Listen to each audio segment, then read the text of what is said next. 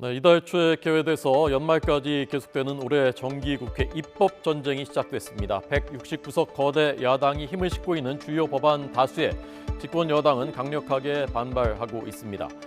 입법 전쟁의 신호탄 조금 전 박기환 기자가 말씀드린 양곡 관리 법안이 쏘아 올렸습니다. 초과 생산된 쌀을 정부가 의무적으로 사들이게 하는 내용입니다. 민주당이 소관 상임위인 농림해양수산위원회 소위원회에서 이 법안을 단독 처리했습니다. 이재명 대표 체제에서의 첫 법안 단독 처리라는 평가 나왔고 국민의힘은 날치기다 반발했습니다. 현장 잠깐 보겠습니다. 정부에서 농림부가 반대해서 민주당에서 반대해서 처리 안 된 법이에요. 그때 당시까지는 가격이 유지되고 있는 시점이었어요. 지금 표현을 안 하셔가지고 잘 모르시는데 그때 농해 수위 아니셨잖아요. 2018년도부터 2020년도까지 생산 조정을 통해서 쌀값 정상화가 완성됐잖아요. 무슨 완성이 돼요? 왜냐? 전체에 대한 문제는 저희들이 책임지겠습니다. 뭘 책임져요? 오늘 다 날치기 해놓고. 네, 이 입법 전쟁의 최대 쟁점은 노란봉투법입니다. 폭력과 파괴 행위가 없었다면 파업한 노조 그리고 노조원에게 기업이 손해배상 청구를 못하게 하는 내용입니다. 정의당이 발의했고 민주당이 적극 동조하고 있습니다. 노동자가 감당할 수 없는 손배소를 막아서 노동권을 보장해야 한다.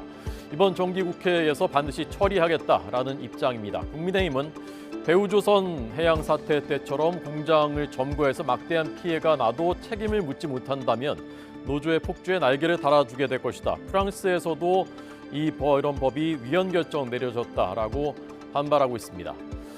검수완박에 이은 감사완박 법안도 뜨거운 쟁점입니다. 공무원의 금품수수 또 기강회의 등에 대한 감사를 특별감사라고 규정하고 이런 것 할 때는 국회 상임위가 승인을 해야 개시할 수 있게 하는 내용.